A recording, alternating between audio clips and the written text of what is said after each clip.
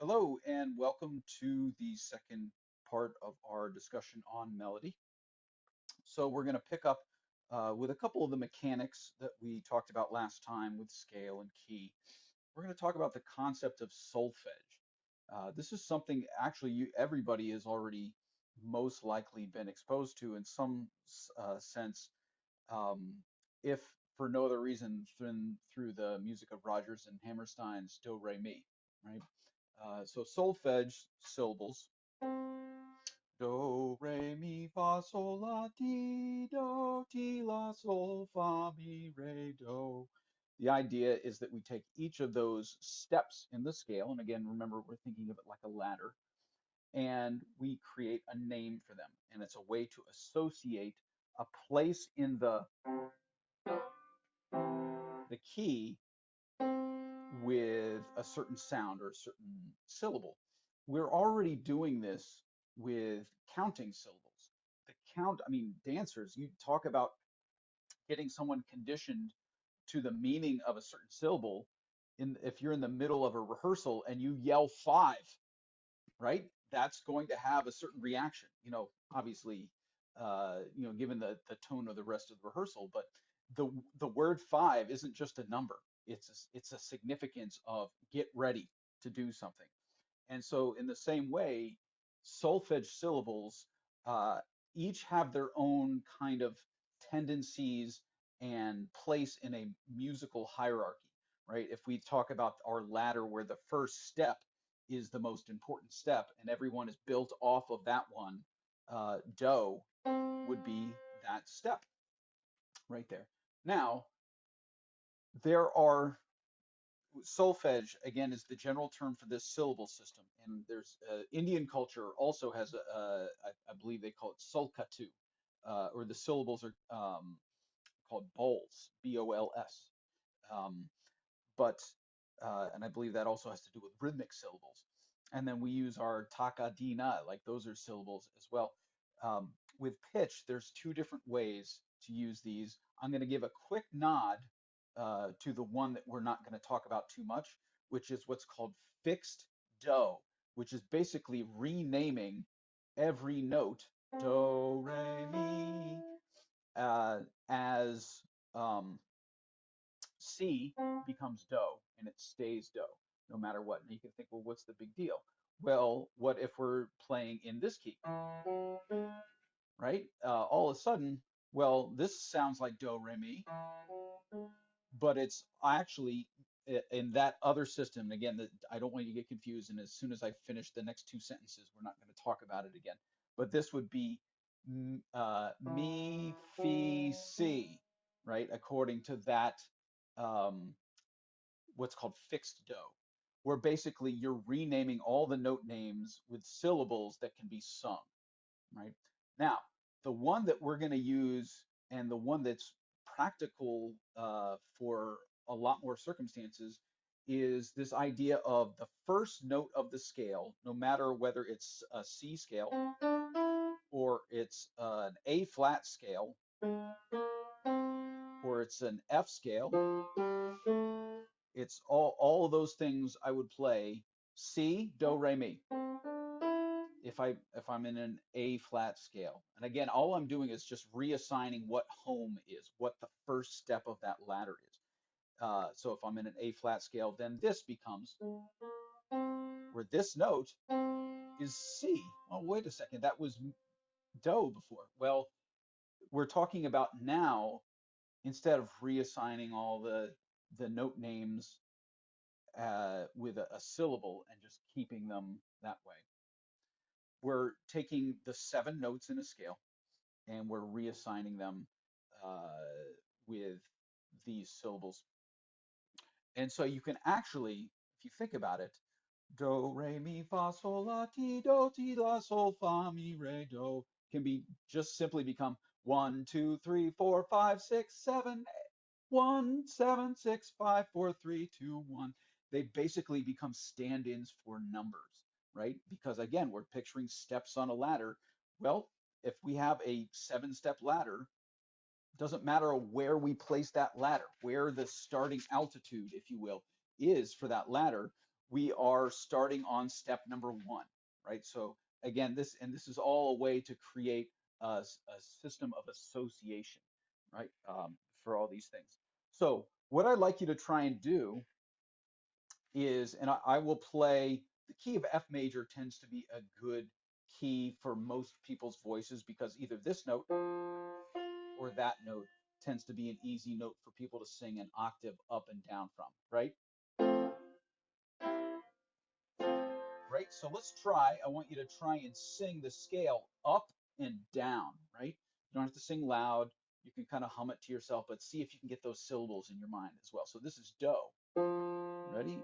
2, 3, and do, re, mi, fa, sol, la, ti, do. And then coming down, do, ti, la, sol, fa, mi, re, do.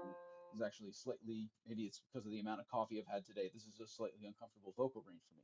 But try it again. I'm not going to sing the syllables. Let's see if you can keep track of the syllables for yourself, right? And again, here is do.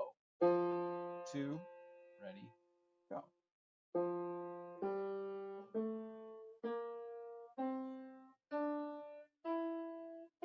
Coming down, and.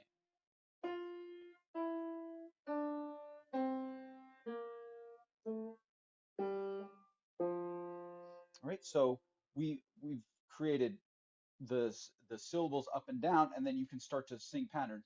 Do, mi, re, fa, mi, sol. Like you can start to kind of pluck out associative patterns in there, and that makes you able to kind of pick up on little pockets of melody, and as you practice this more, you can string together more of your experience with various patterns, and they start to come together. Just the way you can pick up a bar combination in ballet class pretty easily because you know the ingredients and you know that it exists within a finite pool of possibilities. And as long as we're talking about music that is based in a key, right, a collective pool of notes that's found from within a scale, you can start to get really, really good at hearing melodies and figuring them out. For example, um, the song Happy Birthday, right? One of the first things I do with any young student is I tell them, just to test their ear, and because it's a fun thing and because it's useful for them just as a kid, is if we're, again, using all the white notes, and in my case, it might be on a xylophone or a marimba, but also on a piano. If we want to play the song Happy Birthday, and I tell them you can only use the white notes and you start on the note G, well, then they can kind of pluck it out and they use their ears to compare, like, what, okay, does this sound right? Again, the assumption is everybody's heard and sung and tried to do their best a version of Happy Birthday. But that, if I turn Happy Birthday instead of just G, G, A, G, C, B, right, which is how it starts, if I turn it into solfege syllables, that actually allows me to then go ahead and figure it out in any key. So this is one of the ways that musicians uh, can take a melody and just move it into, for example, a singer's more comfortable range. For example, before I was not comfortable singing in F major, right? Maybe G major might be a little bit more comfortable for me. So because I know the solfege syllables, right? And here's our key. Sol, sol, la, sol, do, ti. Sol, sol, la, sol, re, do. Sol, sol, sol, mi, do, ti, la, fa, fa, mi, do, re, do. And I can play that in any key that I want.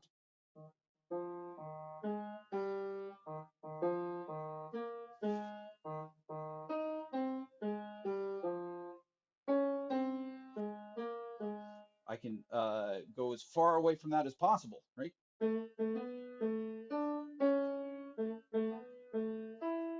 And in my head, all I'm thinking is so do, so la, so do, ti. So I've used my association with those syllables. The same way, again, you can use your experience with, okay, what does 1, 2, 3, and 4 feel like? And then you can kind of place that rhythm out and orient yourself in a meter. You can use this to orient yourself within a melody. So now, if you remember, we have 12 possible notes, our chromatic scale. Pardon my technique, I am not a pianist, right? I'm a two-finger pianist, kind of like people who aren't good at typing or two-finger typists, that sort of thing. But I have working ears, which compensates pretty nicely for that so far. And so if you count them, do, re, mi, fa, sol, la, ti, that's 7 syllables, but we know that there are 12 possible different pitches. We have altered syllables to correspond to the black notes on the keyboard. So I'll give you a quick view of what that will look like. Hopefully this looks well. All right. And so we got do, that's our C, that's our middle C right there. Do, di, re, mi, fa, fi, sol, si, la, li, ti, do. And if you remember from before when I did a chromatic scale, I was using sharps on the way up, and I'll use flats on the way down that way. So starting here. Do, ti, te, la, le, sol, se, fa, mi, me, re, ra, do. Now all of a sudden it sounds like I'm speaking in tongues. Um, but the point there is that that's how you can expand that solfege syllable. It's, Rodgers and Hammerstein didn't use all of those. That tune would have sounded quite different if we're talking about The Sound of Music, the famous number from there. Um, and actually, so what I can do is I'll share with you. Everybody, do a deer, a female deer. Everybody knows that tune, and to some degree or another. And so what I'll do is I'll share with you what the actual solfege syllables are in that, and I will, I'll sing a bit of it for you. Oops, little problem. There we go.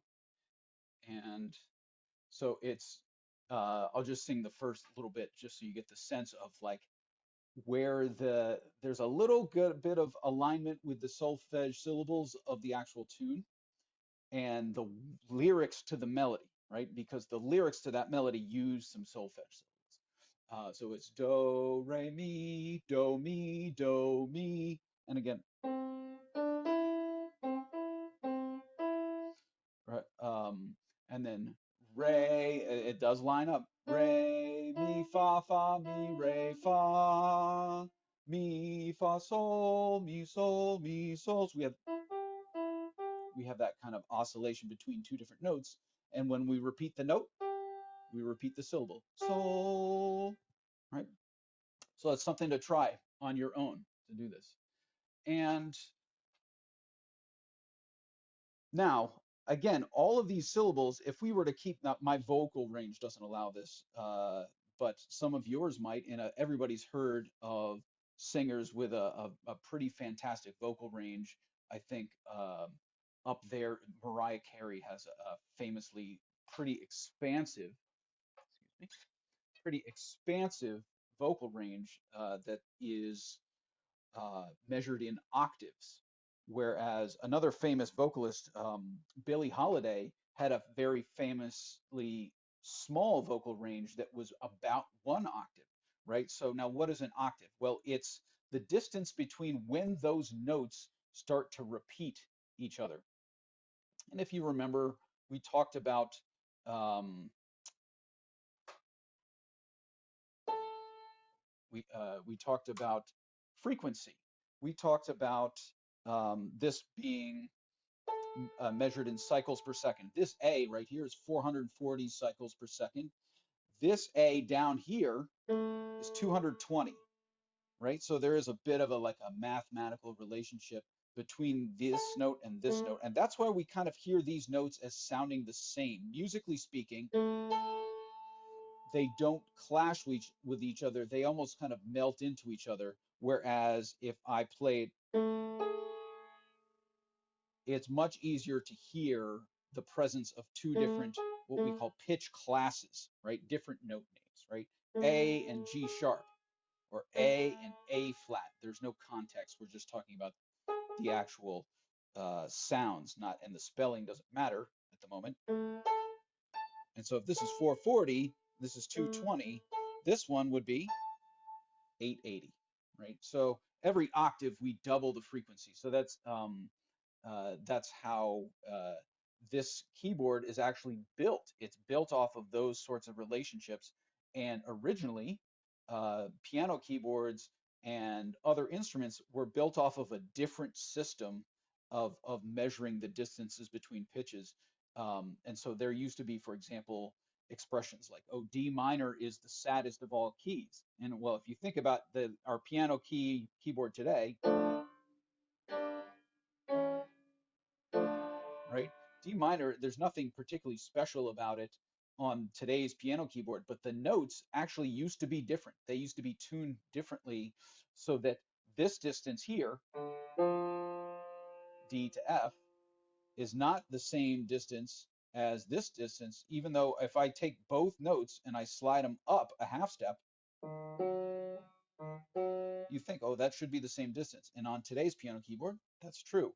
But long ago with the system called just intonation, just a little bit of trivia. And that's why if you ever go and listen to older music played on older instruments, it has a different, entirely different kind of aura around it. Anyway, so getting back to this idea of octaves, and we talked also when we listened to Dies Irae about how we can hear the difference in the separation between men's and women's voices, and that generally because the voices between men and women are separated by an octave, right? So the most comfortable A I could sing, hey, that's a little less comfortable for me, and likewise for women, you're going to be more comfortable on the right side of the keyboard over here and less comfortable down here.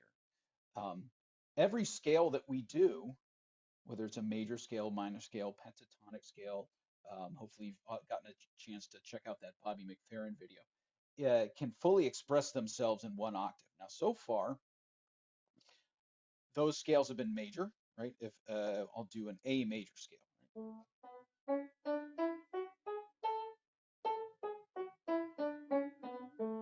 which is the key of the Andante Gracioso movement in the theme and variations movement. Excuse me, I'm saying the word movement too many times. The theme and variations segment of the Mozart piano sonata. And then there's that one movement that's in A minor.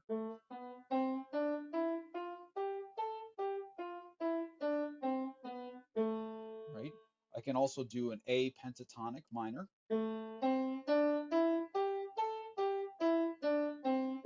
Where all the notes that I need, all five, 1, 2, 3, 4, 5, can just then repeat themselves. 1, 2, 3, 4, 5, 1, 2, and I can keep going off the charts over there. So in other words, the key, that pool of notes that creates that is created from a scale, all the things that represent that key and that make it unique can be found within one octave. We don't have to go beyond this distance. Everything that we need in music to determine the quality, what's called the tonality of it can be determined here. The tonality meaning, is it major, is it minor, um, uh, and other like finer distinctions can be determined there. Hmm.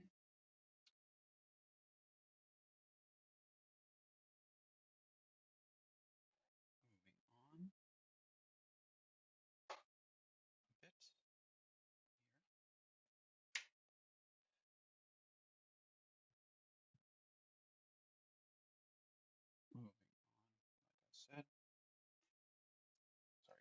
set up here.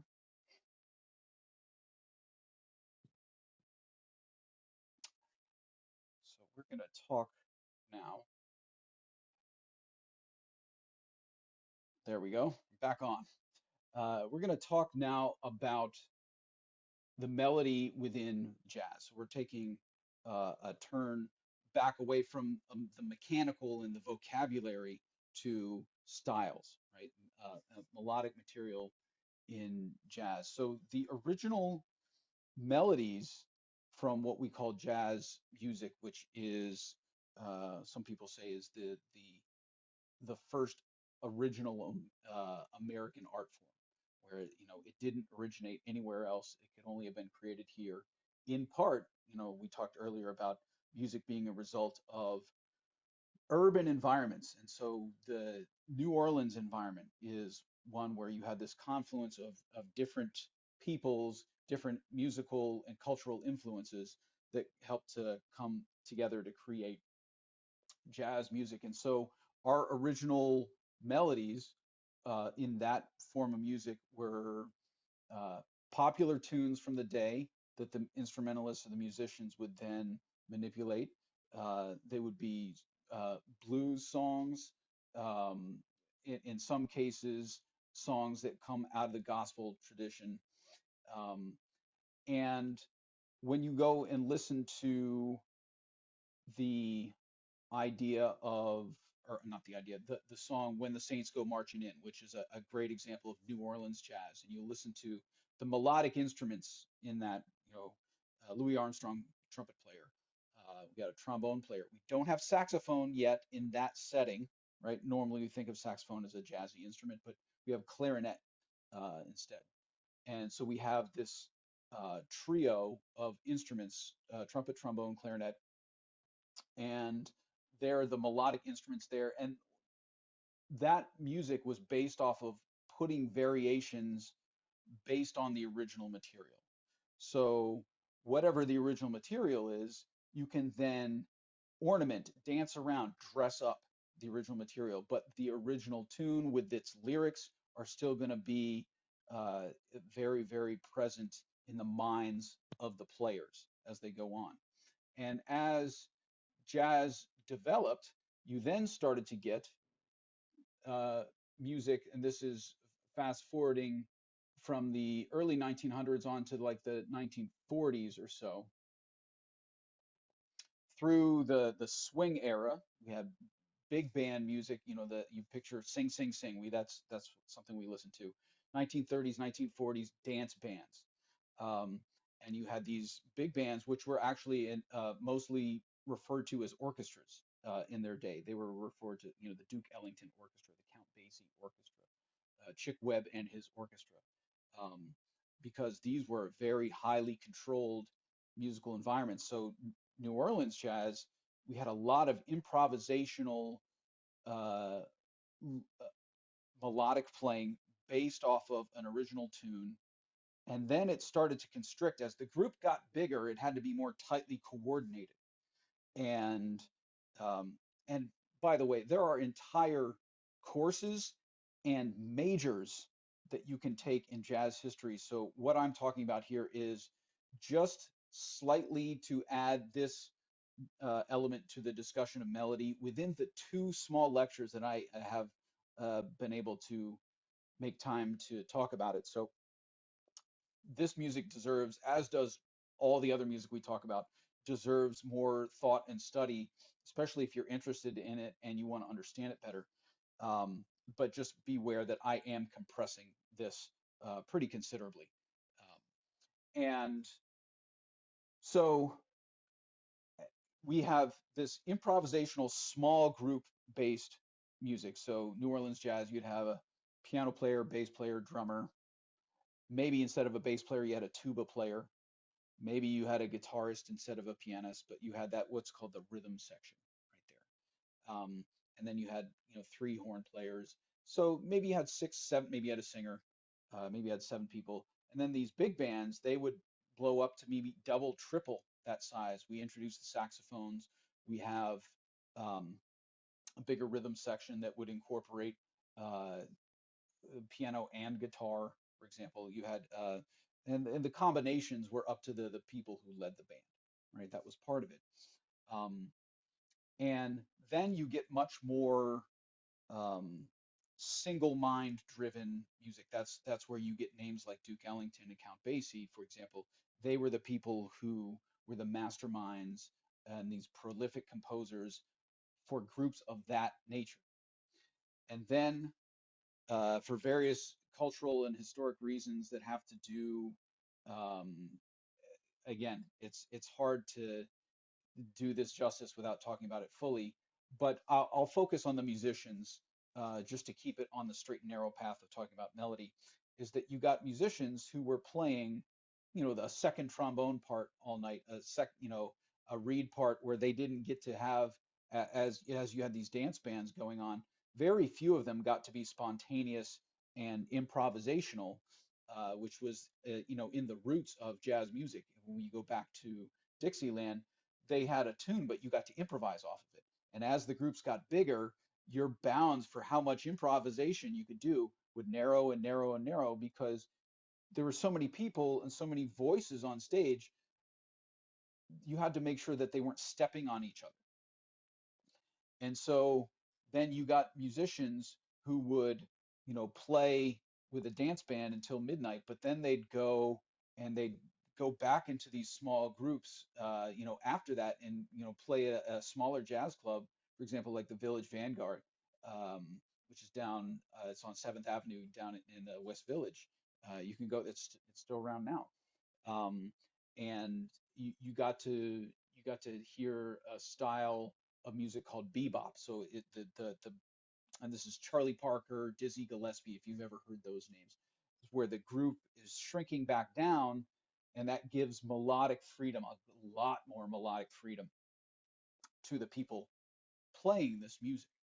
Um, and you have the advent of what's called standards. And actually, as I'm going to keep talking as I go and find, I just thought I'd show you a book of what jazz standards actually, um, how much material we're actually talking about. So jazz standards are, like I said, popular tunes uh, from the day. Jazz standards could be Broadway show tunes like Softly as in a Morning Sunrise, which we're going to listen to during one of our sessions together. And we get, uh, here we go. I'm sure this is a very weird video to be watching right now, but I found some props to be using. So we get, instead of these, maps, like so musicians would have these pretty wide charts with, again, like you would say Duke Ellington would create parts for all of his musicians, and they would have to follow the sheet music very carefully. And as the jazz groups shrank back down, you ended up getting ways to distill pieces that had to do with just the melody itself. And so you have the advent of what's called real or fake books, depending on real versus fake just basically determines is it legal or not, because they were originally, when they were first being disseminated, they were not legally done with copyright permission. And so they were literally being sold books like this, right? This is a pretty thick book. I have a couple, these are real books right here. Um, and every page of these, if we find, let's see, find,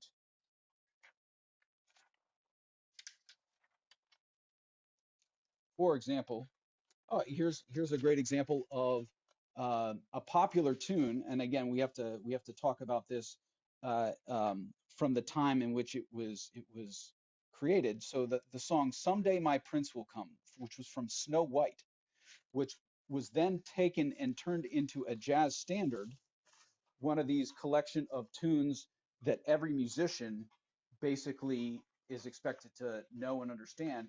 And so we get the basic melody laid out here, "Someday My Prince Will Come," out of this 300-page book, right? And that one page is enough for the entire group, a small group of bebop musicians and small jazz musicians, we could say from like the 50s, 60s going on from there is enough. That melodic material was enough for them to construct the rest of the song, right? So they have the melody written out and they have chord symbols. And when we talk about harmony, we'll talk a little bit more about the importance of that.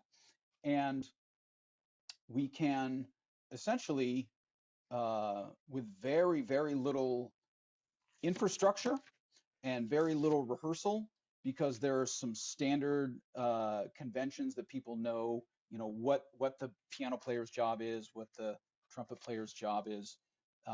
People tend to know what their job is, and so they know how to then incorporate this melodic material together. And so you can have, with basically no rehearsal, a pretty decent performance of, as long as you, again, as long as the musicians are good enough, any of the songs out of this book, right? I could write a book. I Got It Bad and That Ain't Good. These are um, Autumn Leaves. These are all jazz standards here that that kind of came into what sometimes people refer to the Great American Songbook. That's a term that's sometimes thrown around. And if I may editorialize for a second, one of the reasons that jazz has fallen away out of popularity from its peak in the 50s and 60s, maybe 40s if you count the swing era, the big band era, is that whole idea of taking a popular tune and using that as the thread to knit a new piece of music. I mean, think of it as rebooting, right? Reboots are pretty popular because we're already familiar with the basic premise of let's say, a story. So when a movie series gets rebooted, for example, I heard the other day that there's HBO's in talks with J.K. Rowling to reboot Harry Potter, right? Like to basically, I don't know, this might be apocryphal, but the idea is that people, whether you like that story, whether you like the author or not, um, there's a general familiarity with the premise, and so the idea of coming back to it with a different lens is very interesting, and people feel like they're already included. And what ended up happening with jazz is that as it became more self-referential, and I think we've all experienced art that's a little too into itself, and it forgets to include more people to, it's not as inviting anymore because it's like you have to know the secret knock, the secret handshake to understand and appreciate it. Nothing wrong with being an educated audience member, by the way. It helps you appreciate things. But when you start turning people away, it it limits your shelf life, right? Because if you're not as aware as other people, if you're not as aware of the material that's going to be going into, well, let's say in this case, a piece of music, well, it's abstract. There's a lot of other things that I could be paying my attention to. Sorry, I'm not interested. So the as jazz became a little bit more self-referential and less continuously uh, tapping into the popular vocabulary and using popular music, it became harder for people to enter into uh, a relationship with that music. And that's not even, talking about the creation of other types of music that would compete with it anyway, even if it were still using that. So that's, kind of the reason why it's decreased in its this is an editorial, why it has decreased in its popularity and its universality. I mean, there's a lot more. Again, that could be its own course right there. Um, issue here. Fix this. Mm,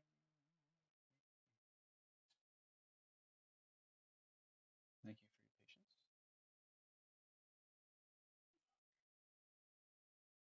we talked about the idea of these melodies.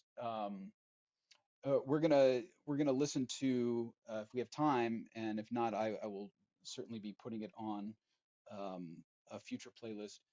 Giant Steps by John Coltrane, where you'll get a sense of like the simplistic melody and how jazz musicians. John Coltrane is by the way, he's up there on, along with Louis Armstrong, Miles Davis. He's one of those names to definitely know, just being musicians. They happen to be jazz musicians. The same way that I'm sure you agree that people, even who have nothing to do with dance, should have an awareness of who Martha Graham was, right? And Balanchine. Like there's some certain figures that are like larger than the art form that they represent. They transcend it. They have a philosophy that tries to engulf more than just what they're doing. And Miles Davis, Louis Armstrong, John Coltrane, those are names, and we're coming out of the jazz idiom to talk about that. And this song, Giant Steps, is a song by John Coltrane that uh, I normally, when we were listening, doing our listening, I like to encourage you to listen with your ears only, right? We're bombarded with enough visual stuff in general, and it blocks our mind from being uh, having the ability to more freely associate and more abstractly tie in artistic connections, creative connections.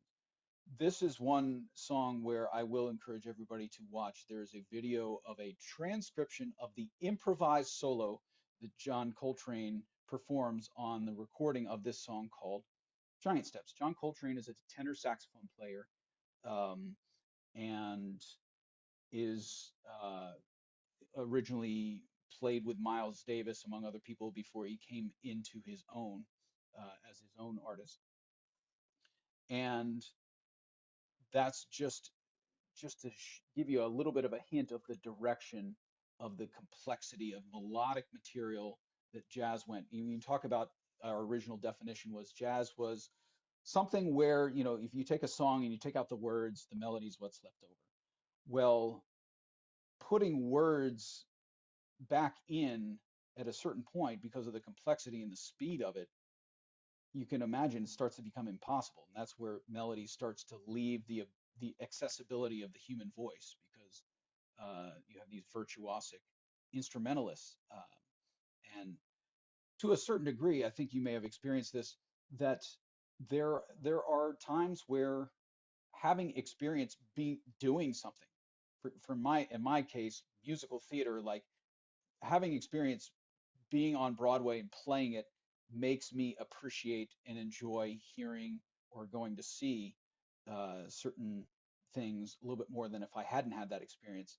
And the same with um, performers and jazz. So if you don't have the ability to sing it, but you do have the ability to play it or at least attempt to play it, that's where some of the enthusiasm has been channeled because of the virtuosity of this. The same way that you'll see certain dancers achieve certain physical feats, and apart from it being an expressive medium, it's also just amazing because you know what it takes to be able to do a certain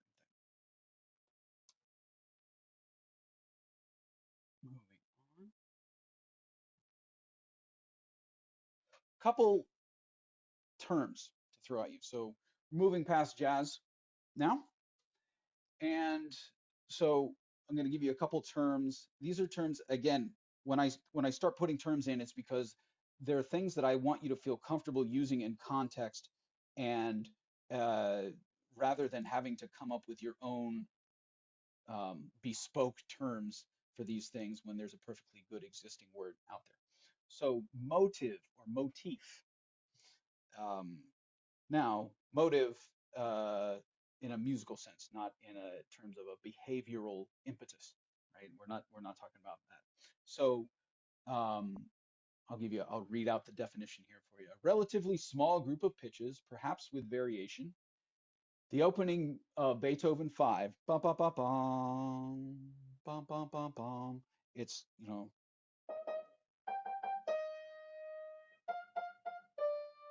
right? Those, it's a descending third, then go up. Uh, uh, what is it? Sol, sol, sol, mi, re, re, re, ti. Oh, sol, mi, re, ti. If I were to put solfege syllables to it. And then you go and you listen. So that's like the germ that then organically grows throughout the rest of that composition. And so if you listen, bum, bum, bum, bum, bum, bum, bum, bum, bum, bum, bum, bum, and again, not a singer, but just so you can go and listen to it with that idea of that motive is being spun out and varied, rather than whatever you're hearing being kind of random. It's still connected in shape or in duration or in contour, shape and contour being, you know, about the same thing. So there's a couple examples of motif. There's this video that I'm going to link to called about a contemporary or somewhat contemporary, within the last 10 years, a motif that people have called the millennial whoop, right? So from musicians that are a little bit older than you guys at the time, um, and it's this little, like you'll hear it, the video does a better job of explaining it, but it's, it's just a little descending ascending third, right? One, two, three. Um, there is a very famous motive or motif, and again, we can use those terms interchangeably in jazz, called the lick. It's famous. It is at this point its own meme.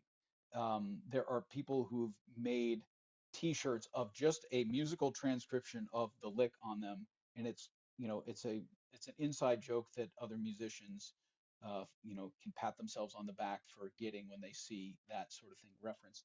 I'll link a video uh, just showing you how that's used and how it pops up. That this one particular, right, I'll get the book out of the way, right. The lick is, that's it. Da-da-da-dee-da-da. And then you get to hear a bunch of different uh, instantiations of that lick in all sorts of different keys, but you'll get to hear that it's this theme that's permeated through generations and different genres of music. And I'm sharing one video, but there are compilations. I'm sure somebody has put a compilation together that's an hour's worth of, you know, 3-second quotes of the lick, um, before it became something ironic to do. Because now, at some point, at this point, if a jazz musician, we're talking again about jazz and actually R&B and pop music a little bit as well, if you play it these days, you're supposed to be doing it with a wink, because it's so overdone, right? This one little portion of melody. Um, the most common daily exposure you will have to musical motifs is the idea of, this is a particular one called a leitmotif, Leitmotif, leitmotif, and it's the idea that a musical theme can represent a character or place or feeling. And this concept, right? We right? Even if you have no interest in Star Wars, you're aware that that theme, that's the Darth Vader theme, right? And each of the characters in that movie, very famously, the film score composer, John Williams, composed a different theme, a different leitmotif for each character that can be then varied depending on the mood of the character.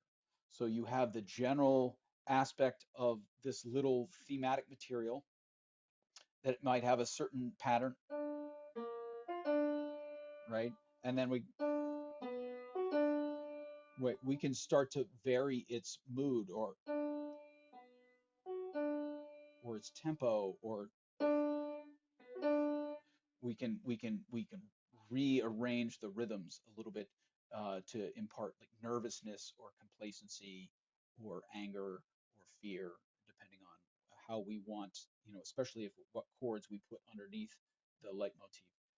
Um, this was originally a concept brought about by the German composer Richard Wagner, um, and he was most famous for writing opera, and so his characters had themes that would present themselves as the characters came on stage. And so you think about it in the sense of like helping to create a memorable experience and association with a character. That leitmotif is a very handy device. Um, so it's been done, John Williams kind of in the 20th century is probably the more recent, better known user of that. But I mean, most movies who are trying to have an original score will use this concept to construct a musical theme. And it doesn't have to be for a character, like I said, it could be for a place, it could be for a concept, um, but that a musical theme represents something.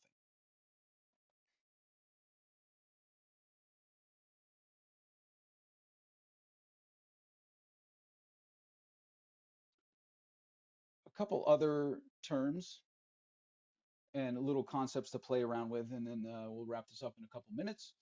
Um, the word drone, right?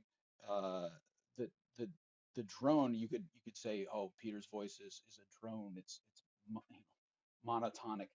Hopefully not too much, but is an underlying unchanging pitch.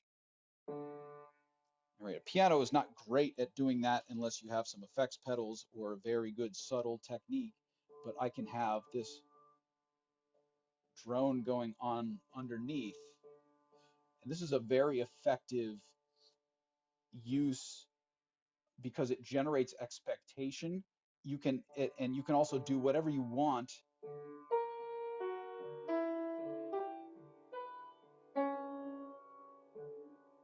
and you have this reference point to refer to. So sometimes a drone is a useful way to generate anticipation because we have this tension against a constant note.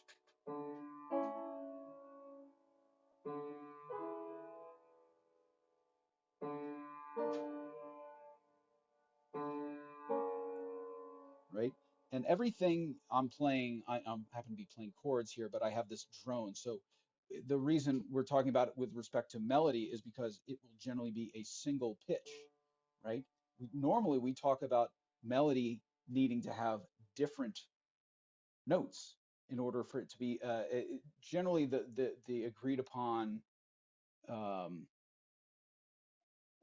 thought is that in order for something to be heard as a melody, it has to have three different notes to it, right? And so this is not yet a melody, right? But it provides a basis, but it's certainly not harmony because we don't have a constant pair of notes, right? We would just have a constant single note.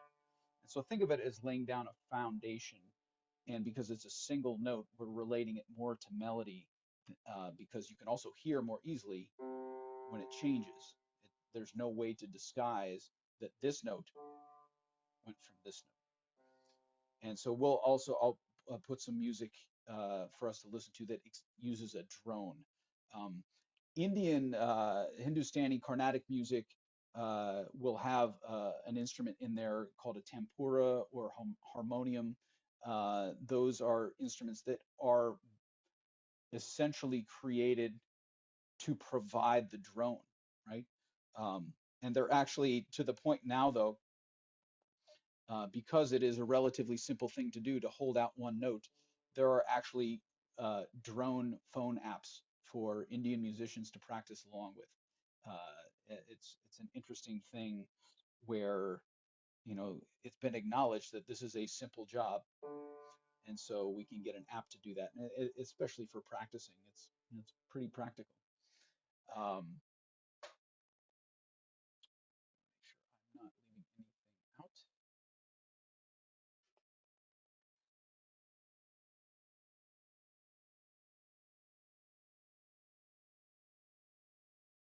You know what? I think I will leave it there because otherwise things are going to get a bit. I might do a supplementary video, but right now we will end it there. And so I hope I will see you on the next one.